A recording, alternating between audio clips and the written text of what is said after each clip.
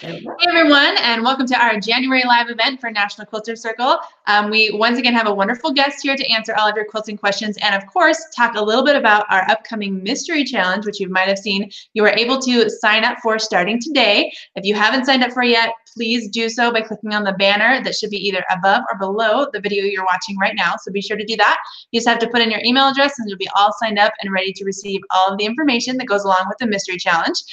This mystery challenge was designed by our same wonderful designer who designed our mystery medallion quilt, Toby Lishko, who we have with us here tonight to answer all of your quilting questions and talk a little bit about the challenge. So thank you so much for being here, Toby. Well, thank you for inviting me. I'm very excited about being here and answering questions people have. Perfect. So without giving too much away, because it is a mystery, right? Tell us a little bit about the challenge and what you're excited about in terms of the challenge. Well, the challenge this time is paper piecing. I don't see myself on the picture. Do they see me? Yes, they will see you as soon as you can click on yourself in the bottom and it'll make you on the big screen unless you want to see me on the big screen. Okay, no, I just want to make sure they're seeing. Okay, so because the last mystery challenge was so much fun and everybody really enjoyed it, we decided to do a mystery again. So, but this time it's paper pieced, and I know some people said they don't like paper piecing, so we decided to give the option of doing templates. So they will get templates with every block. It's a wall size quilt, and there's 6 parts. I'm not going to give you a whole lot about it because I want it to remain a mystery, but we're going to try something new too on this one where I work with a fabric company called Timeless Treasures, and they were nice enough to give us fabric for our samples. Both Ashley and I got to do samples, and so I'm going to offer kits if people are interested in kits, and they're all batiks. So I'm going to show you my group of batiks here that they gave me. Mine is blue and white. Okay, can you see those? Oh yes, yep. Very pretty. All different blues and the light blue background, and so the first installment you will get the fabric requirements, and it's a 2-color quilt, or you can do as many colors as you want as long as you have darks and lights. Ashley also got a group of fabrics, and Ashley's going to show hers. Yeah, so mine is purple, so I have my purples, and then I have a dark and a light purple, so pretty similar to what you have in terms of, you know, the darks and lights, but yeah, mine's purple. Very pretty.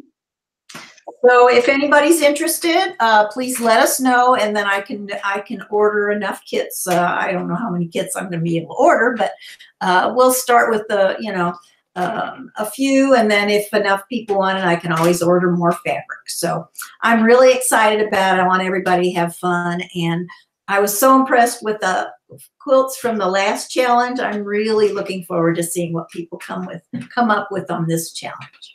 Perfect. So just since we're talking fabric requirements, so those will actually, as per requested by a lot of you who wanted the fabric requirements to come out early, a week early, we're actually sending out the fabric requirements a week before the official start of the challenge, even though the fabric requirements is kind of the start. So that will come out in about a week. So you saw our batik fabrics, but if somebody maybe doesn't know what a batik is, doesn't really like the look of batiks, like what else should they be thinking about in terms of what they want to use for fabric? Any other suggestions? Well, yeah, I mean, they don't want to use big prints. As long as they use tone-on tones or small prints, it'll be okay. But for this kind of challenge, large prints won't work well at all. And they want to make sure that they have enough contrast. So they want really dark and really light or something so that it really when you're doing paper piecing, you want to have these nice points. So you want to have the nice contrast so you can show how nice your points are when you get your blocks done. Yeah, and I on the very first sample, before I had gotten my fabric from Timeless Treasures and I was just kind of playing around with some of the blocks, I tried out a silver and gold sort of Christmassy version, and we both agreed that, yeah, it just really didn't work. They were too close together. So you'll kind of know after you try the first block if your fabrics are really going to work or not. But how do you, if you're going to lay out your fabric to see if it's going to work well with one another, do you put it on a design wall? Do you take a picture of it? Like, how do you audition your fabric? Well, I basically I just pick out the colors I like, and I mean you can pretty much tell right away if something's going to be have enough contrast, you know. So if I'm doing a 2-color quilt, I want to make sure that my light is really light, and then all of my other fabrics are dark enough to work with that background or that light fabric. Perfect. A couple of, because we've done a couple Facebook posts and live videos today on Facebook, and a couple of the questions were regarding the difficulty in picking fabrics specifically for a mystery quilt when you can't see what it looks like, you know, to be able to visualize where those fabrics are going. So why is it going to be easier though this time to pick fabrics? Well, I think it's going to be easier just because there are 2 colors. You know, you're just going to have darks and lights. You don't have to worry about a main print and those kinds of things. So, in fact, I have to confess that I don't like mystery quilts myself because of that reason, because I like to know where the fabrics go. But after seeing this last mystery and seeing the beginnings of people showing their fabrics and thinking, oh, that's not going to work, and then they all turned out so beautiful. So I guess you shouldn't worry too much about the fabrics. Well, and like I said, with this one, since most of them are going to be tone-on-tones or solids or, you know, batiks that have smaller prints, as long as you pick colors you like, you know, I mean, it can be red and blue, red and white, or blue and white. It could be whatever gives a good contrast is going to work with this quilt, no matter what colors you choose.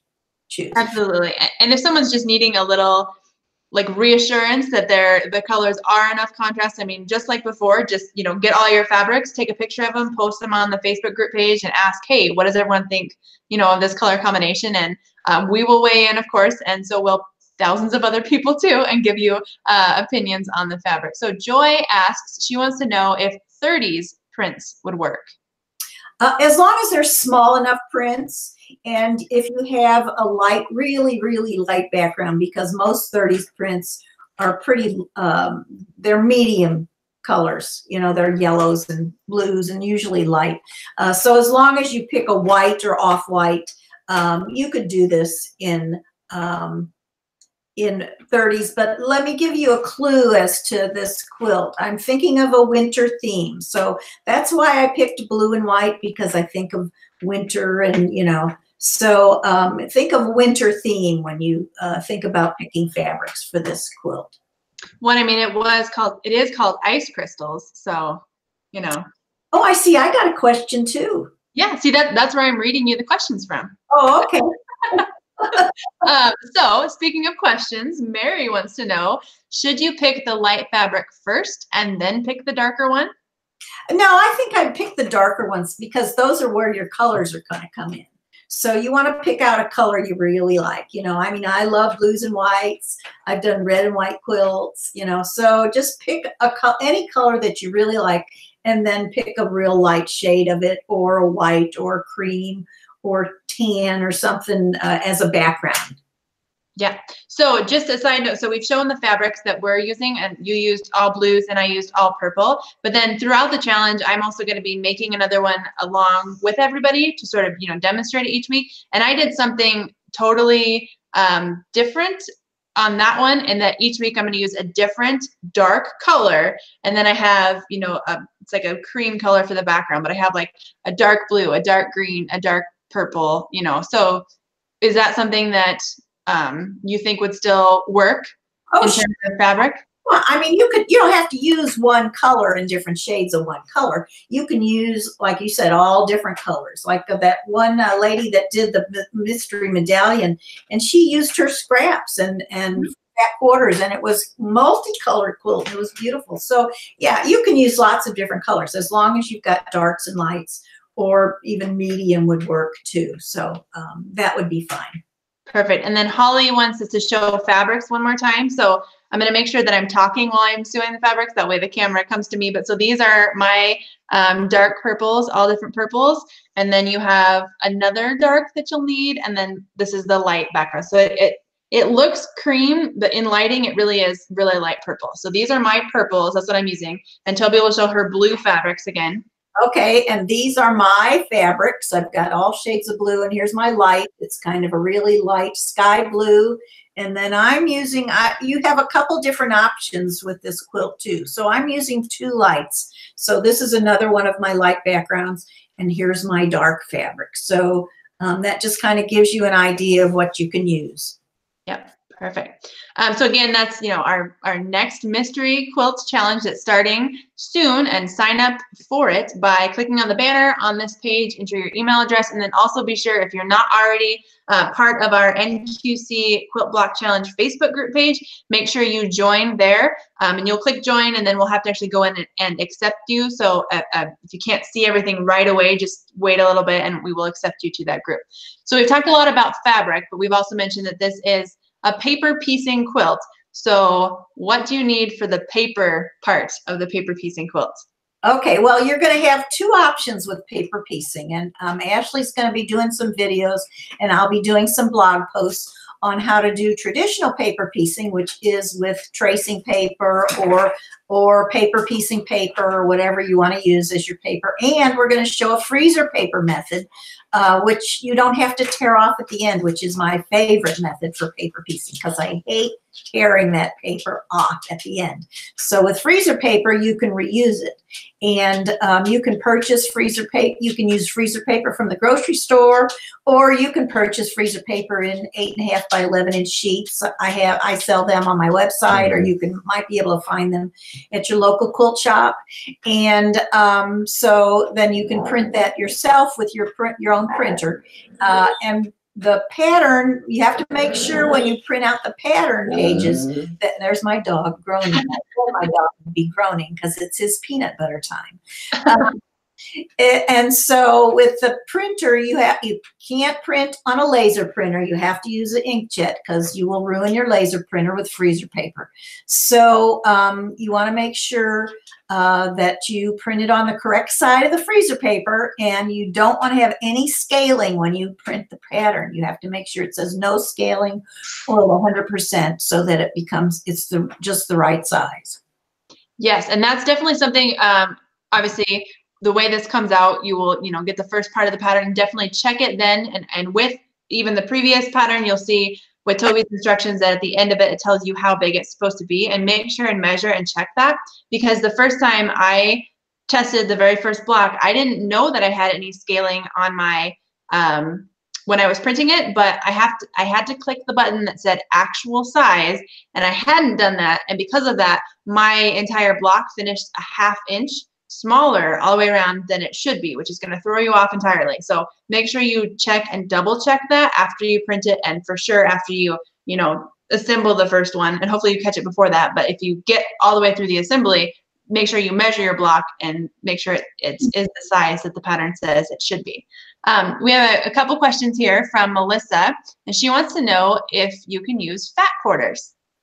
You certainly can use fat quarters, because if I sell the kits, I will be selling fat quarters, and a fat quarter will be plenty for each block.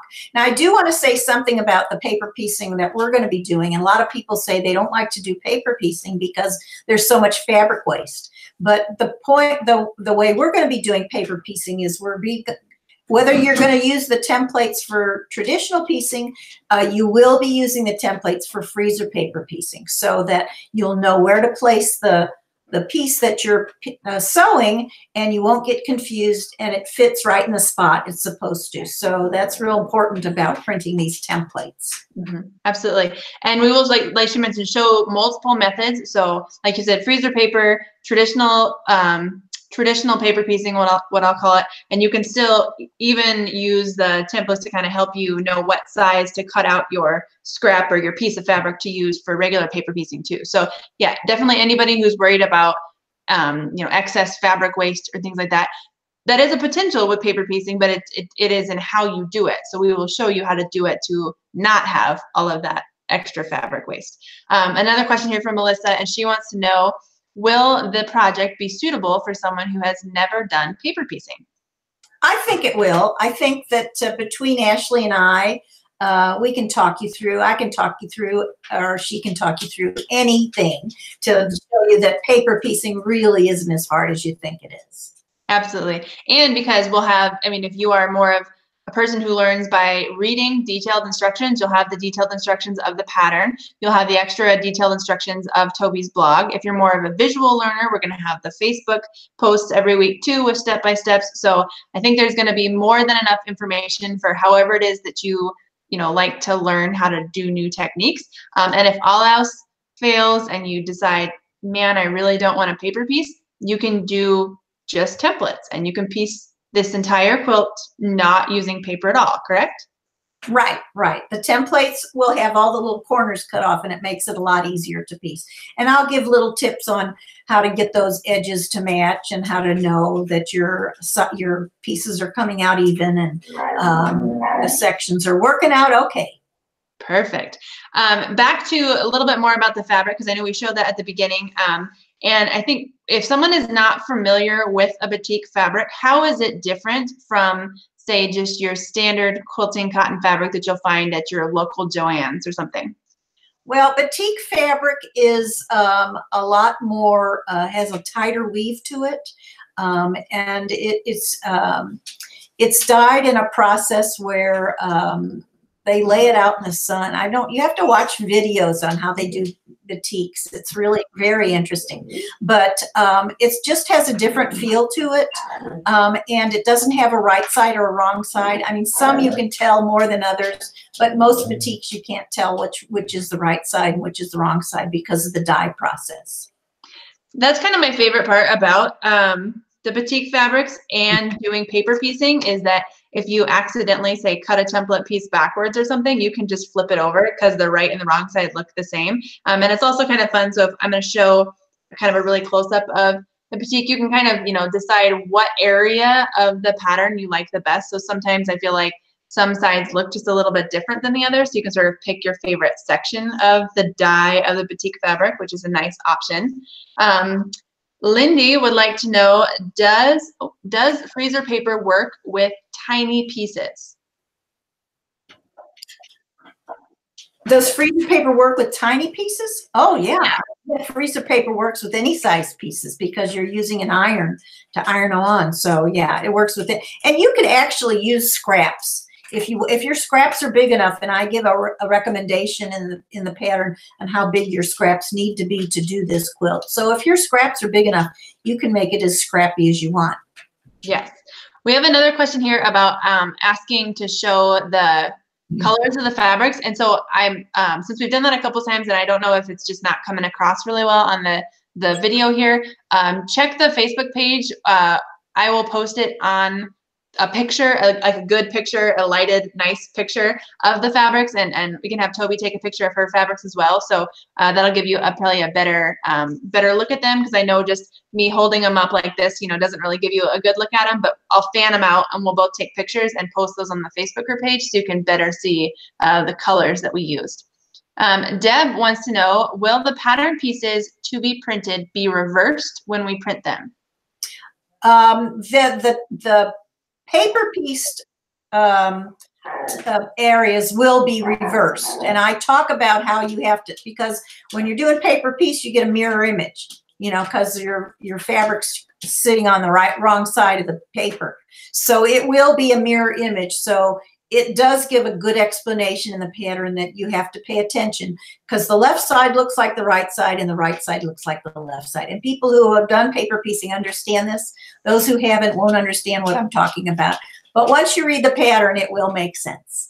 Absolutely. And you've also done an extra step to help us, knowing that, the pattern is light and dark fabrics. You've actually shaded and sort of color coded the pattern sections for us. So, when you're piecing and you're going along with paper piecing, you can look at the template and see, all right, here's a light section, here's a dark section, and it'll be much more clear when you actually see that part. So you shouldn't have any issues with it at all. Somebody is asking, and they might have just missed you saying it, but they want to know, if you're using scraps, what would the largest piece need to be? Well, I think I put in the pattern, it should be at least 4.5 by 12 inches. Yes. And just to follow up on another question here, Laura says, she says, do we have the amount of fabric we need yet? Well, not yet. That'll be at the end of January 29th, I think they're going to announce the fabric requirements. Well, I think it's the 31st. So okay. We'll find that out for sure. I'm pretty sure it's the 31st that they're going to send out the fabric requirements. Okay. Yeah, but it'll be the end of January. You'll find out the requirements. Yep. And then the official, first piece of information of the actual mystery quilts challenge will come out a week following. So you'll have a whole week to, decide what kind of fabrics you want to use, play around with colors, all that. So we're giving you a little extra time here to pick your colors. Joy wants to know, are we going to be downloading PDFs for the patterns? Well, yeah, because the pattern will come in a PDF format. So yes. Yep. So it'll be similar if you haven't done one of our challenges previously. So what happens is every week you'll either get an email, or if you haven't got the email because they come out different times and different time zones and all of that things. So if you don't get the email right away, then you can always check the Facebook group page, and we'll always post it there as well. And it'll just be a link, and it'll have, some description, and then a download now button, and you just download it, and that will be all of that week's information. So it's really quick and easy. I know with the last challenge, we had a couple people who had some issues because their computer wasn't letting them print a certain format. If you have any of those instances like that at all, or any issues, just let one of us know. And I even did this a couple times last time where, I turned the pattern into sort of a different format, like a Word doc or something, if that was easier to download. So if you have any issues at all downloading things, just let us know, and we will make sure that you can make this pattern. Timothy wants to know, do you know how much the kit would be yet? No, I haven't figured that out yet, but as soon as I figure it out, if I have enough people interested, then I'll let you know how much the kits are going to cost.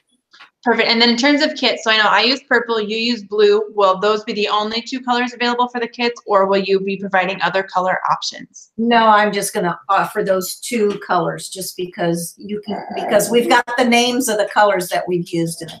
And so, I could go ahead and buy tons of fabrics, but, I want to just stick with these two colorways just to make it easier on myself when I go to cut kits. Yep, absolutely. Perfect. And so I was just going to show, because you mentioned the colors. So this is, in case someone missed the name of the fabric company that provided, so it was Timeless Treasures, and they are the ones that provided the fabric for both these quilts. So this was, I have to say, my first time making a quilt entirely from batik fabric. I've used batiks, but not as the primary only fabric. And it definitely, if you've never used it before, I think it presses easier than a normal quilting cotton fabric. Do you find that as well? Oh, yeah. In fact, I find finger pressing batiks is good enough for me sometimes, because finger pressing it's because it has such a tight weave, it just lays really nice and flat. Yes, perfect.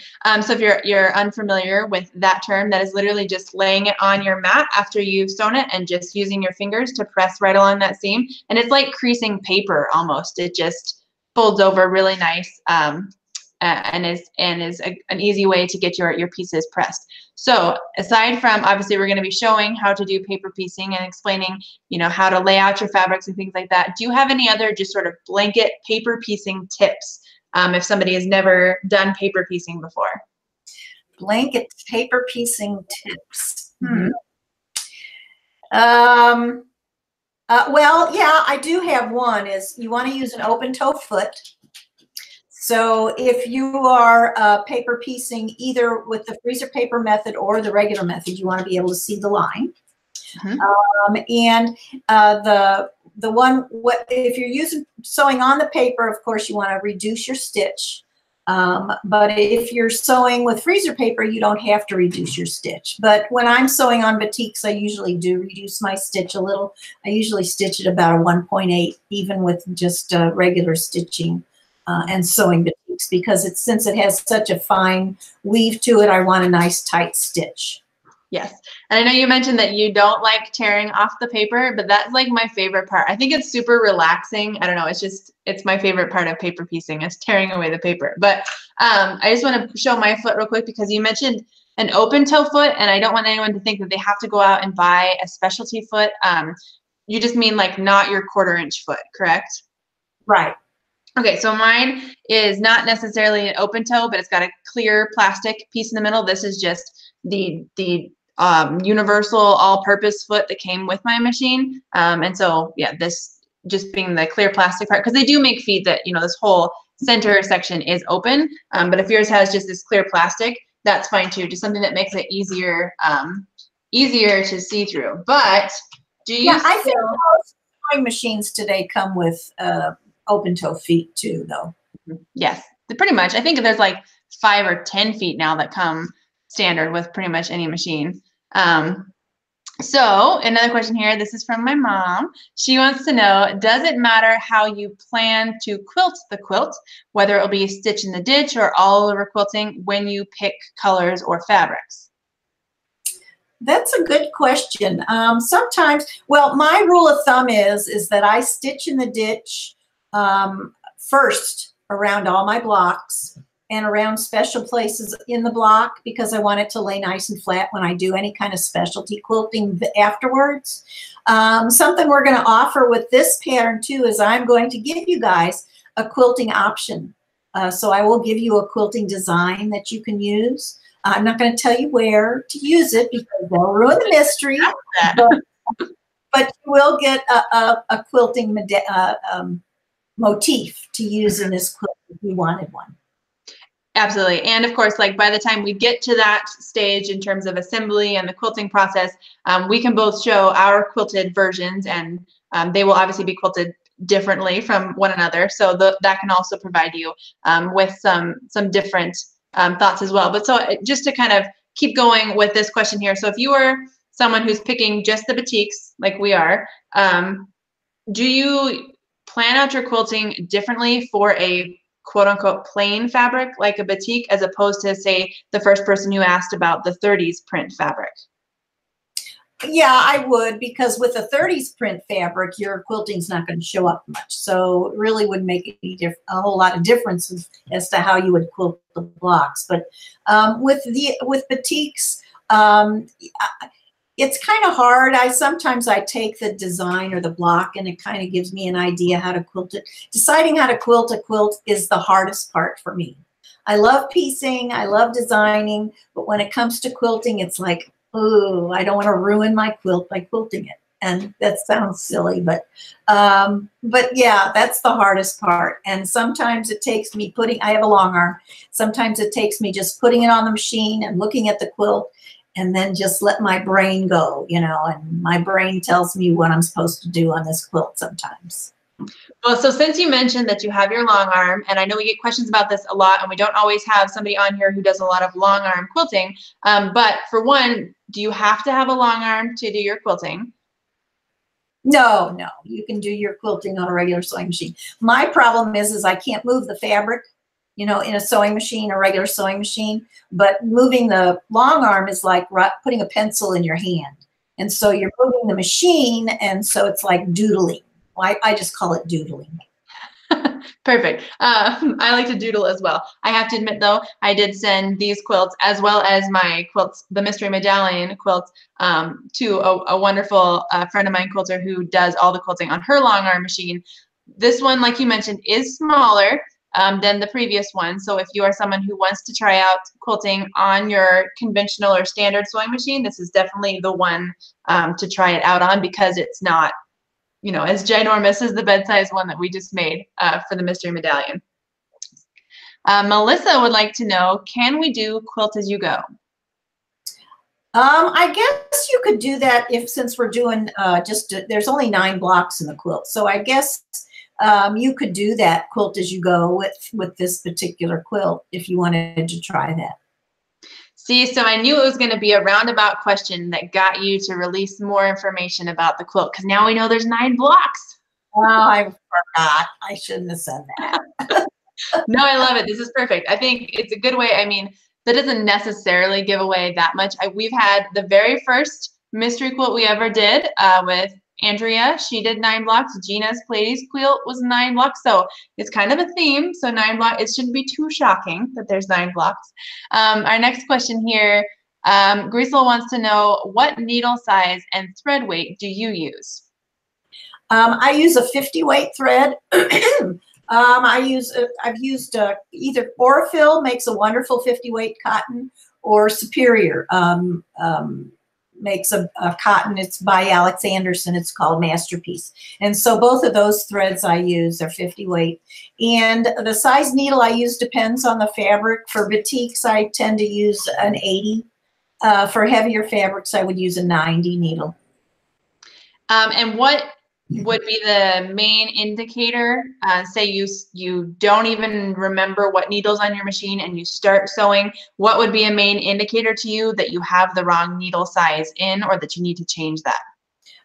Well, usually if your needle's too small, what'll happen is you'll get loops when you sew.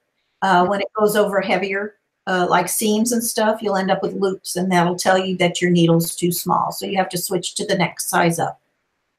Perfect. And that will not necessarily happen during the paper piecing part, but maybe of the construction of the paper piecing sections.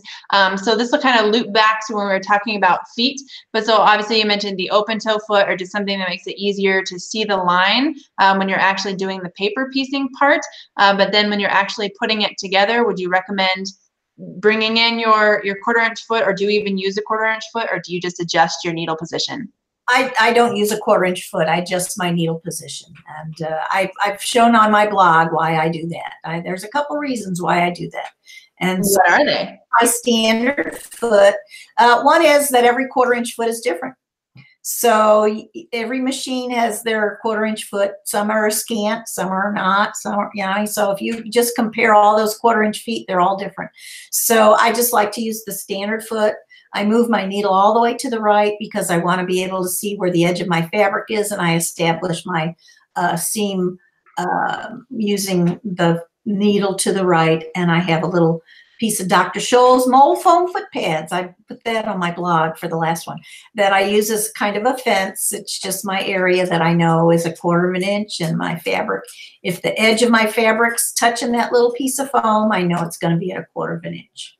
Perfect. And that's a good thing to know, to test and try out is, you know, put on your 1/4-inch foot and line it up where it says to line it up with that 1/4-inch foot, and just stitch a seam, and then take it off and measure it and see if it actually was 1/4 inch, or maybe it's too big or too little, and then, you know, adjust from there. So that's a great way to just be able to try it out first before you actually start doing the block. But so when you're adjusting your needle position, do you just take, because this is how I've done it with mine, so I just have my standard ruler, and I'll just put my presser foot down on my ruler and then adjust my needle until it lines up with my 1/4-inch line? That's how I do it. How do you determine yours? Well, I have a special tool I had designed for me. And what is it?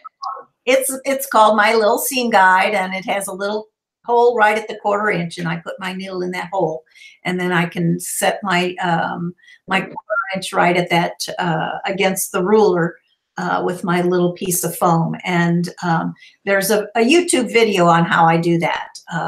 If people just did a search and said, you know, put my name in, you'll see that YouTube video where I set up my 1/4 inch foot with my little tool, my little 1/4 inch foot, my little 1/4 guide. So that was designed for you, but I mean, like can we get one too?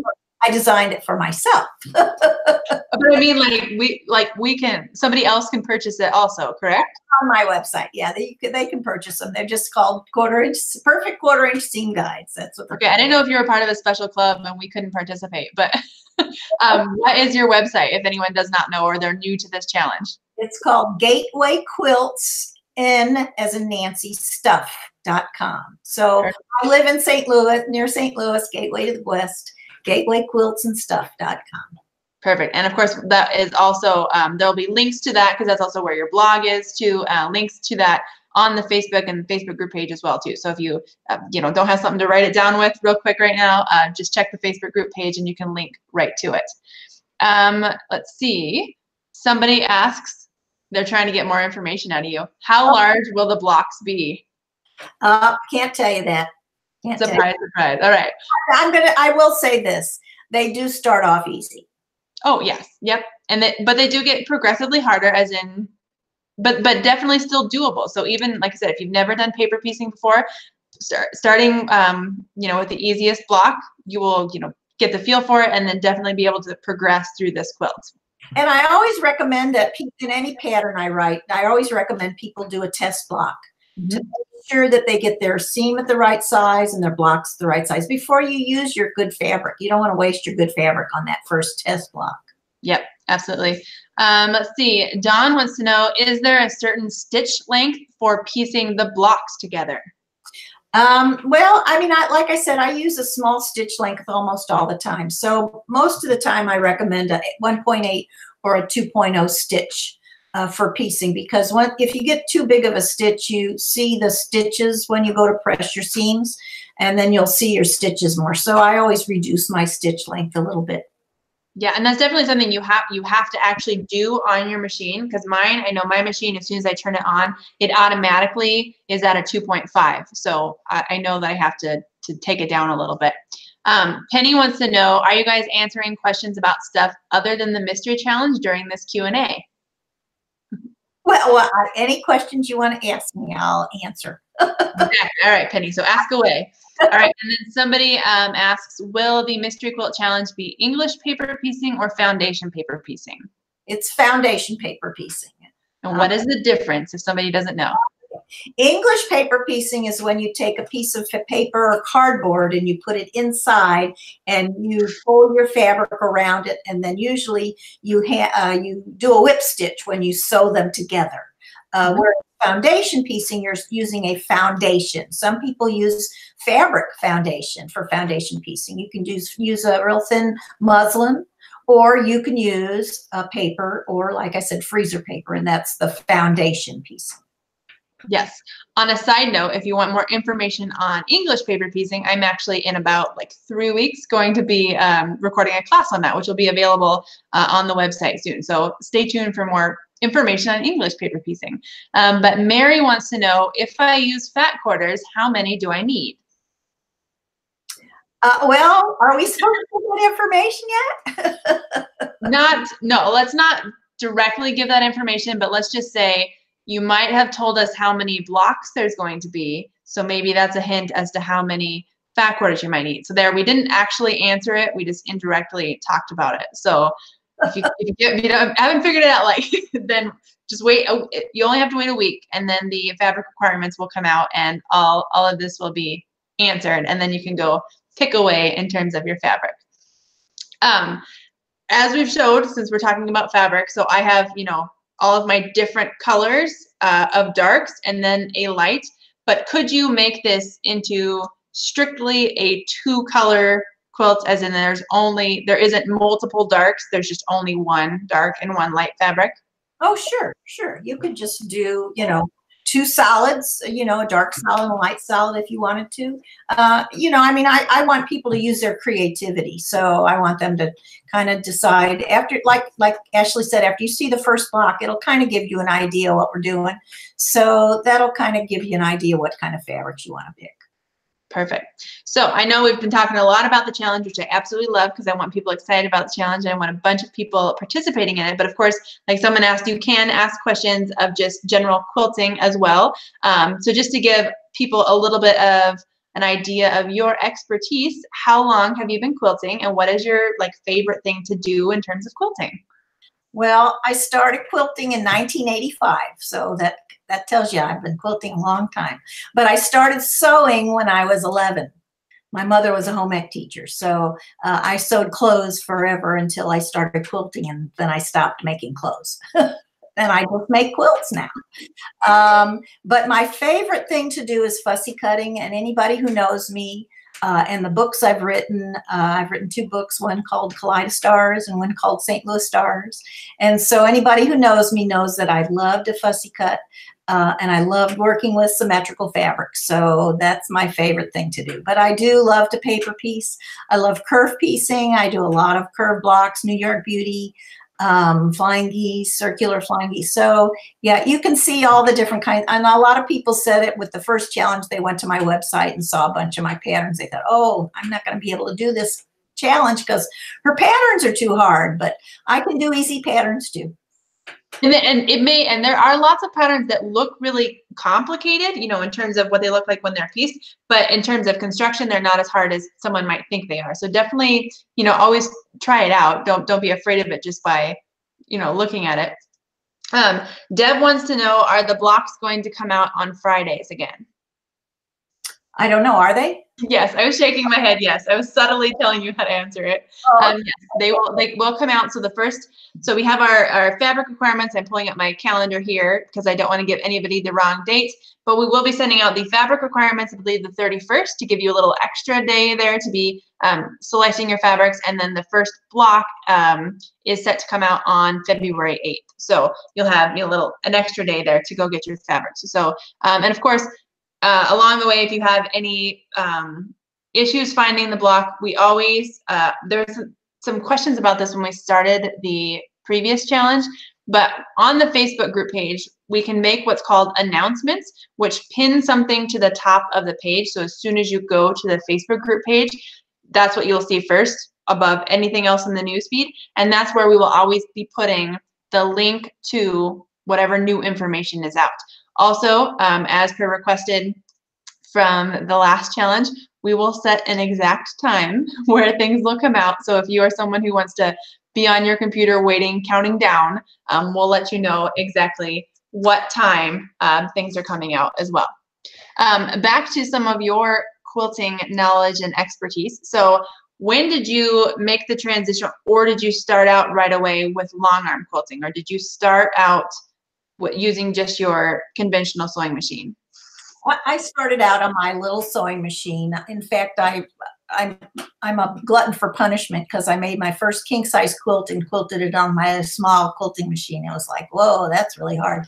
I started quilting on a long arm when I was working in a quilt shop, and she had just gotten a long arm. So I got to play on that. And after playing on it and going to an AQS show and playing on some quilting machines, I saw a small gamble, and I called my husband and said, I want to buy a quilting machine. Is that okay? And he goes, oh yeah, you need it for your business. So this giant truck comes up on our front, on our driveway, and he goes, what's in there? And I said, my quilting machine. He didn't realize it had 12-foot long bars on it. He thought it was just a regular sewing machine for quilting. So he was very surprised when he saw what came in the house. See, I wouldn't be able to get away with that because my husband's grandma has a long arm machine, so he knows what it looks like and he knows how big it is. So I'll just have to call it something else and sneak it into my house. I'm not sure. All right, Joy wants to know, what about making the quilt bigger if I want to? Will I be able to? Well, you can always add more blocks at the end. You know, you can always make 2 of the same block, or, you know, whatever you want to do. Once you see how the quilt's put together, and if you decide to make it bigger, you know, that's your personal option. Yeah, and there's definitely multiple options, like you mentioned, in terms of how much bigger you want to make. So like you said, you could make extra blocks and make it bigger by blocks. You could add just, I mean, if you want it 3 inches bigger, you know, borders, there's lots of ways that you can make something bigger. Somebody wants to know, how long will a challenge go for? 6 weeks. Mm-hmm. Yep. So we will be providing, as we put it last time, information each week. So we don't like to say whether that's going to necessarily be a block or whatever, you know, part of the information is coming out, but yeah, something new will come out each week for 6 weeks. Lori wants to know, how many different shades of the dark fabric should we plan on using? Well, that's just another way. We're not telling you how many yet. That's coming out next week. I think you were just trying to see if she would sneak out some more information there. I'm good at that. We'll just keep asking you the same question, but in like different roundabout ways, and seeing if we can just, you know, sneak some more information out from you. All right, so back to just regular quilting tips, and even during some of the videos and your blog posts where you shared a bunch of tips last challenge as well. Questions that we get a lot are, you know, if I've never done any kind of sewing or quilting before, what kind of machine should I get? What am I looking for in terms of features of just a standard sewing machine? Well, nobody can really tell you that unless you go into a quilt shop or someplace to test, what I call test drive. You have to test drive a machine. And there's lots of really good machines out there that don't cost a fortune. Sparrow, is it Sparrow? Alex Anderson recommends a sewing machine, and they're all under like $500, and they're excellent sewing machines. So, you know, I mean, you have to kind of do a little research, your own little research, find a local quilt shop or someplace that's close that sells different kinds of sewing machines, and just sew on different kinds of sewing machines. I know what I like, but, you know, I mean, everybody has their own brand of sewing machines that they like to use.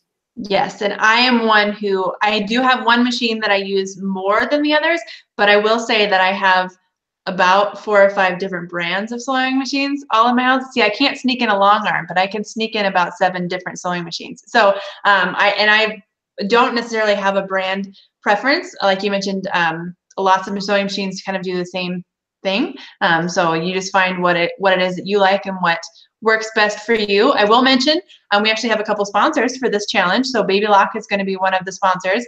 And so I'll be showing my Baby Lock machine that I'll be using during, this answers the next question, during the weekly live videos. So Mary wants to know if there will be some, and yes. And she wants to know if she misses one of the live videos, will they be available to watch later?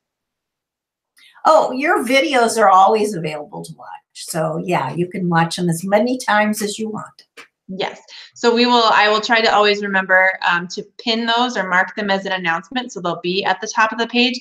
But if for some reason I forget to do that, or there's multiple announcements and you can't find it, within the group page, along the side, if you're on a computer, it's on one of the sides. If you're on your phone or iPad, it's usually along the top, but it's just a videos tab, and you can go back and watch all of the videos. You can even go back and watch all of the videos from the previous challenge. Those are all still there as well.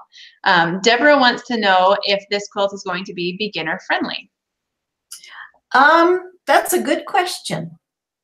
I don't know. I mean, if you start off with the easiest block and you go step by step, you might be able to get through all the rest of the blocks.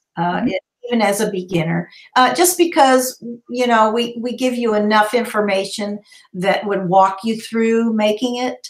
And the most important tip I can tell you is to make sure you establish a good 1/4 inch. If you do that, that's half the battle. Yep, absolutely. And I think if you're looking for just something to practice on, so I know you're not getting, you know, the first block yet, but we actually recently just did on the National Quilters Circle Facebook page, a 12 days of paper piecing challenge. And it was just a fun, you know, 12 different paper piecing patterns that started out easy and got harder. So there was easy things like ornaments and Christmas trees, and then they got progressively harder up to like a nutcracker and a snowflake that had tons of little teeny tiny pieces.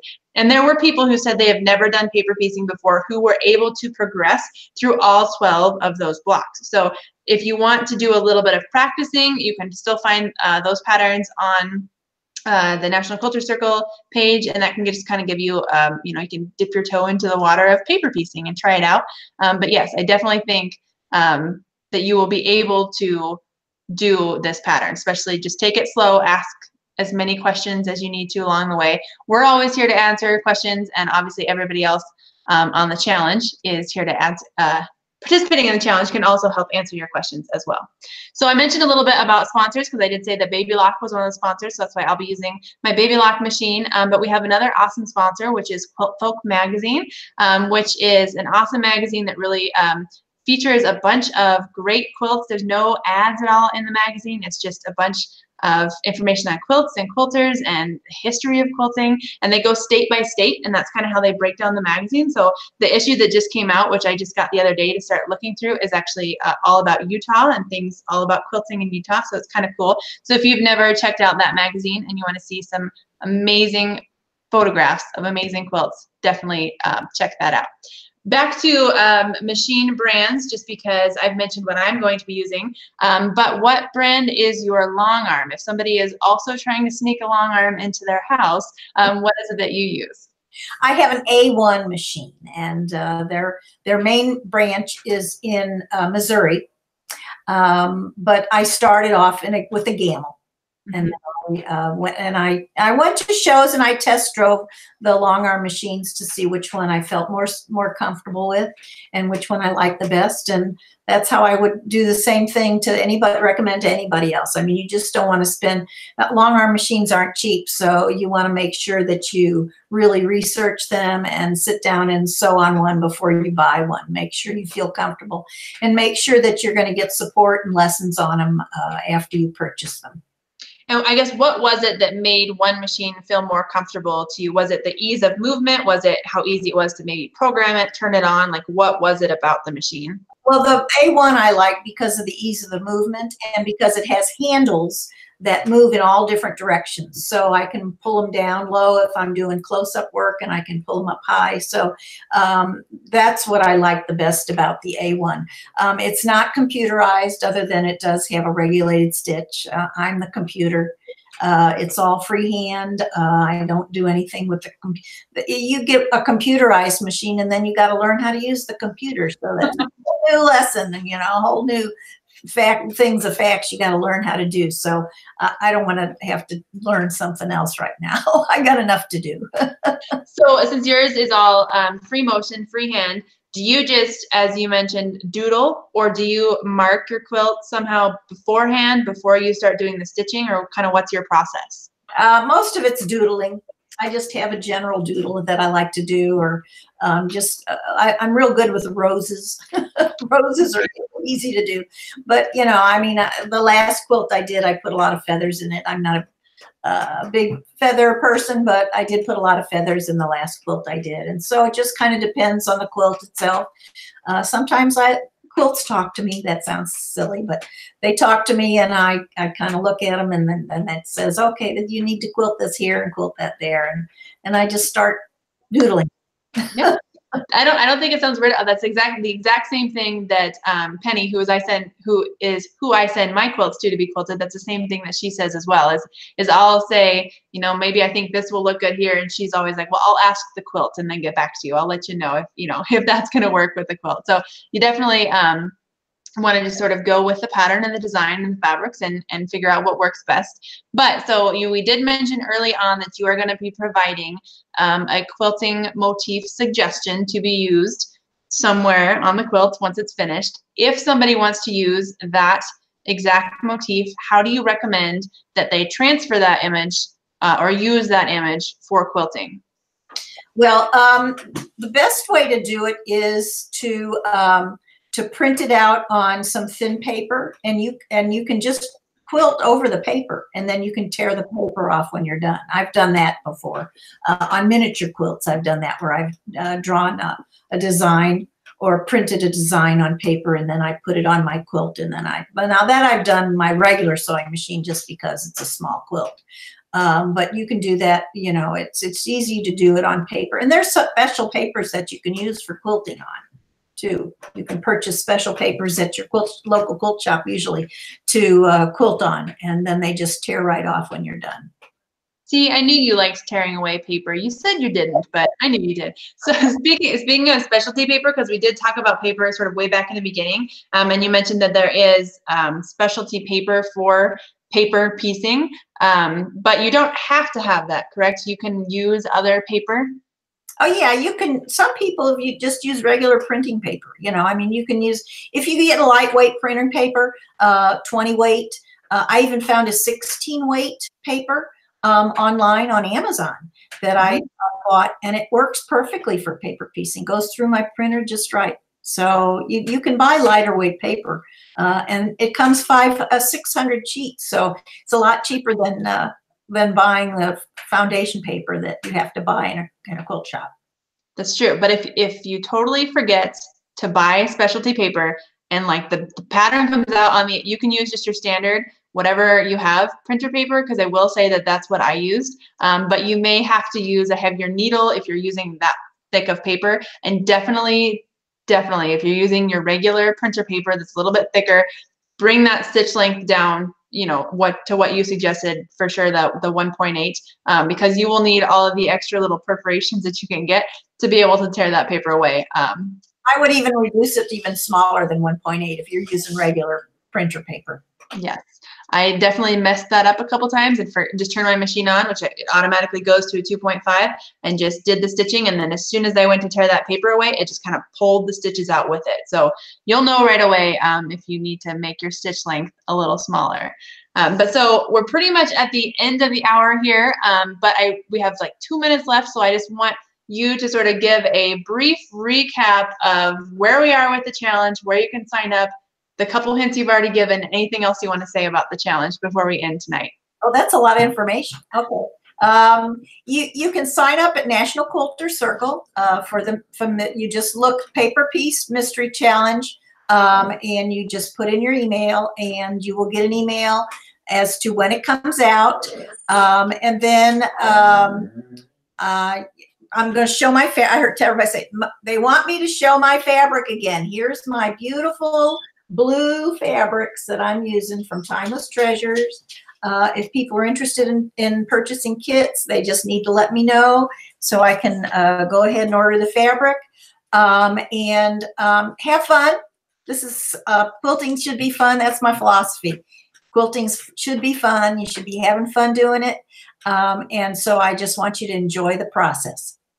Absolutely. And just since you showed your fabric, I'll show mine here. Again, mine's the purples. But like I mentioned, we will take pictures of these and actually post a picture on the Facebook page, because that'll make it a little bit easier to see. And I definitely second that this should be fun and everyone should have fun along the way. So if for some reason, you're having an issue with something, definitely don't feel like you can't ask a question. Just post it on the Facebook group page and we will answer that, and make sure that everybody is able to have fun and complete this challenge. So again, either sign up on National Quilter Circle, like you mentioned, or click the banner on the page that you're watching right now, sign up, and we'll see you back in about a week on the Facebook group page when we talk about the fabric. So thank you so much for being here, Toby. I really enjoyed chatting with you over this last hour. I hope everyone enjoyed watching, and I hope everyone has a great night.